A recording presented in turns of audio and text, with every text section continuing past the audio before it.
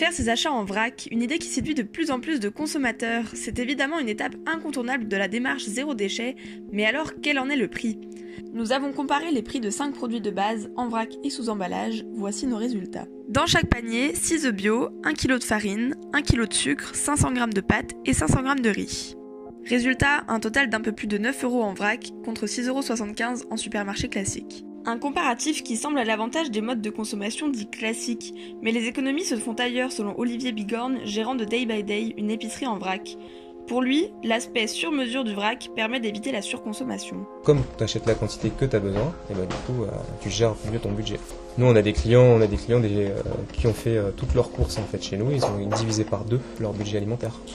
Parce que déjà d'une, tu achètes ce que tu as besoin. Si tu as juste besoin, tu reprends l'exemple des épices, même si c'est pas des gros budgets.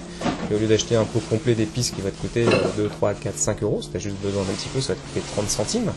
Mais multiplié par plein de petits bouts. Il revient aussi sur un préjugé dont le vrac a du mal à se départir. Dans la tête des étudiants, c'est que le vrac égale bio égale cher. Voilà. Et donc non, parce qu'on fait du bio et pas du bio. Donc en fait, tu vas trouver de tout chez nous. Enfin, certains postulent que si on adopte un mode de vie zéro déchet, même si parfois on paye plus cher sa nourriture, on économise dans d'autres domaines.